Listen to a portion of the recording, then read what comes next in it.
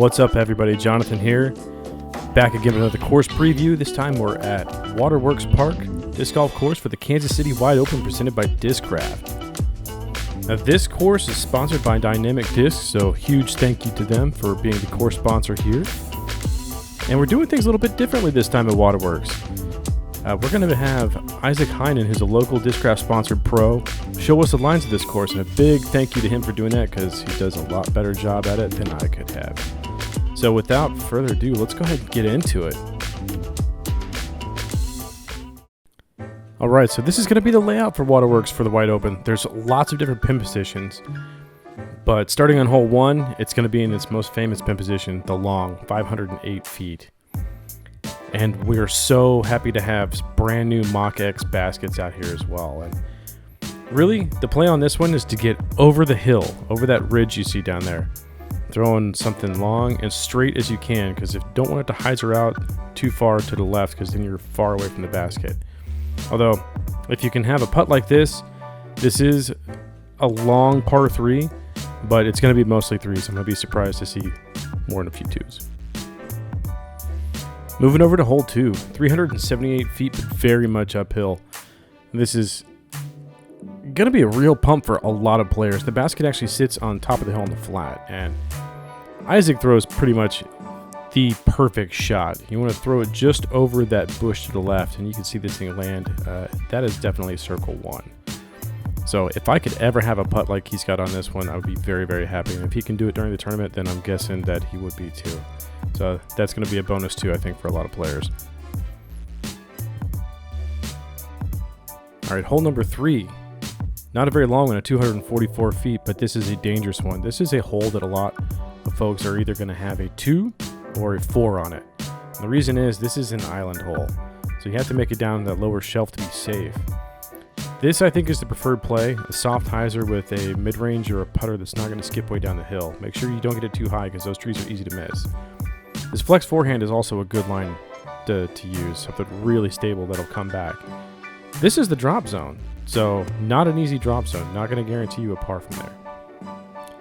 Moving over to hole number 4, at 312 feet, this is the famous peace sign hole, and that's where the basket's going to be located for the tournament, which is great in my opinion. This is really a pretty straightforward sidearm shot. Just go left or right off the fairway, otherwise you're in jail. So you can wind it up a little bit short. You want to hit it pretty straight though, towards that terrapin station to be able to have a good look for it too. Your Isaac was a little frustrated to come up a little short. Here, hole number 5. This is in the long left position at 387 feet, and this is a hard hole. Really, the play, if you have it, which I think Isaac's going to show us, is to go big over the top of the Anheuser stall shot. I can't do that, so I just take the hyzer gap down the right-hand side to get to the short middle pin. But this drops in pretty much a perfect position to leave you for a short up shot.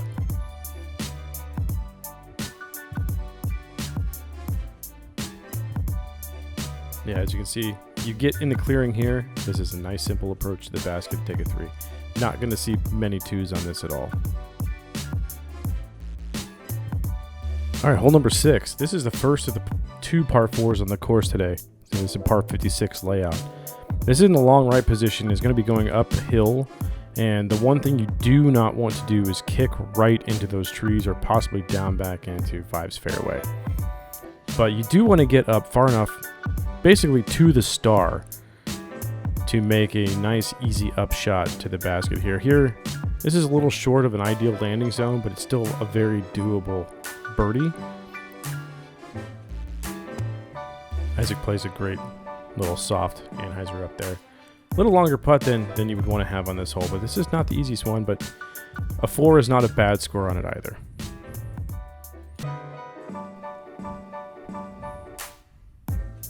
Getting to hole number 7 here.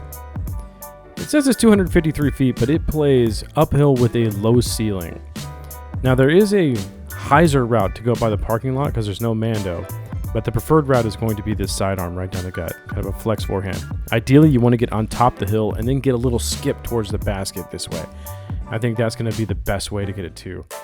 As you can see, if you're by the short middle pin here on top of the hill, it's going to give you a good look. so close. Hole number 8. It's always a shorty, but it's always a toughie in this position. At only 250 feet, it plays extremely downhill. And we've added a double Mandos and an OB line behind the basket. And in this configuration, you want to do this because there's more room to bail out to the right, in my opinion. You know, you can throw the hyzer shot at it, but in my opinion, the sidearm with a stable putter or stable mid gives you this pin high look at the basket, because going long is going OB during the tournament.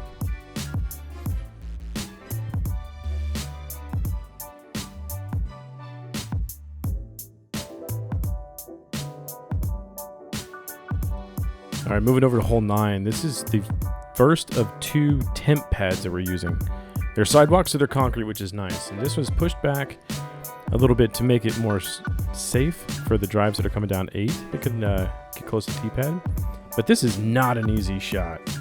And I think this is the play right here. You want to go outside to the left of the hanging branch and get as far down and then make it to the right of the sidewalk, because everything sidewalk and left is out of bounds. So this is a great tee shot if you can hit. You can bail out early to the right if you need to with a sidearm, but bonus birdie for sure.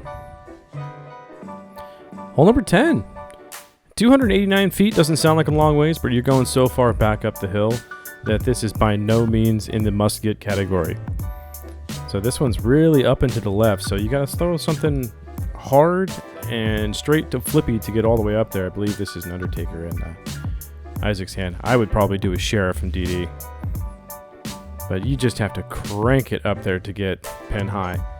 This was a wonderful drive that actually went long. Not a problem that I would have, but a good 2 to get. Hole number 11, 309 feet. We're still going slightly uphill. I like to throw a flex forehand on this because that's how I can get it there, and that way I'm guaranteed not to go down the hill to the left, but just a standard hyzer shot for most of the open players, I think. The only danger is to not go in the road, which is pretty close behind the basket, but this is, once again, a wonderful drive. That's how you want to play it right there. Just to the inside of the tree, let it skip up, and have a 20-foot putt for birdie.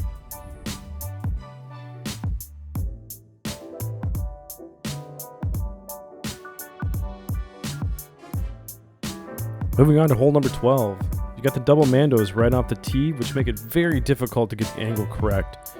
The basket is very far to the left.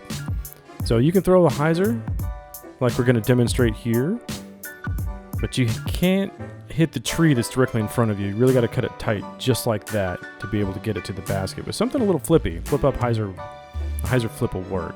I like to throw the sidearm really hard and straight and let the disc work over to the left and then flatten out. But if you can get a drive to this position here for a 2, that would very much be ideal.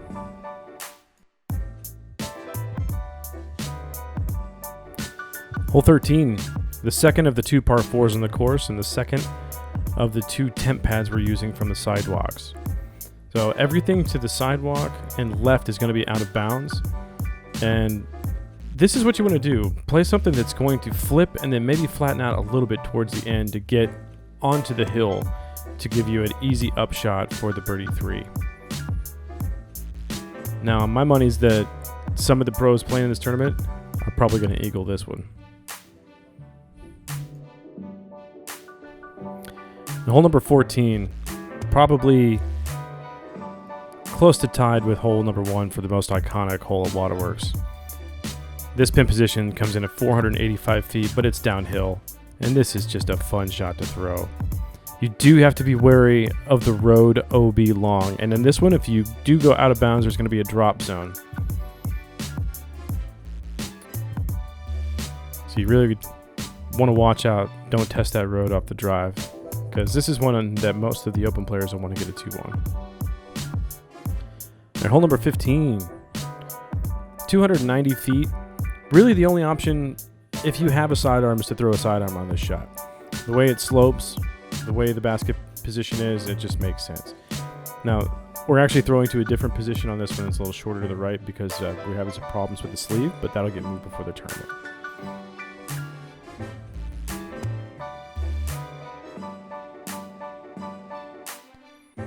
And hole number 16, this is about as close as to a must-get as you can get on this course.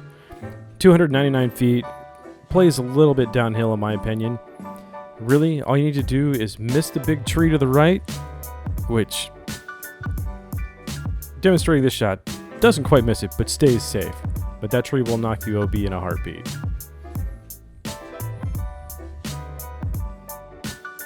Hole number 17. 361 feet. This is on the peninsula. And there's a Mando tree that you have to throw the left of, which is taking the over the road shot out of play. But this is pretty much, if you want to be aggressive, to do this. Have something flip and then come back late, and this was just about an ace. It had to have been. It's safer to play something shorter with a fairway driver, but it's not a bad putt coming downhill because these wood chips will catch it. But this is really a fantastic drive. This is where you would want to be.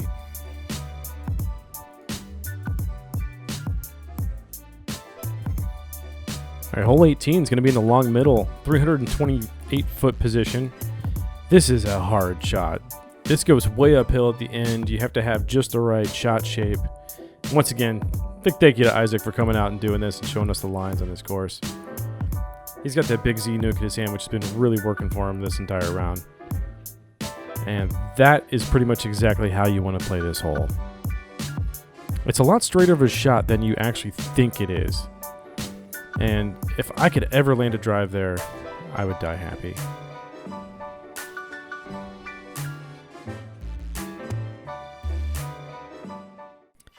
All right, so that is how Waterworks is going to play for the 37th Open Kansas City Wide Open presented by Discraft.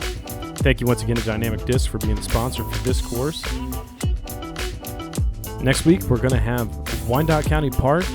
And next Thursday is the Players Party down at BKS Artisan Breweries down at Brookside. So I hope to see everyone there. Thanks for watching.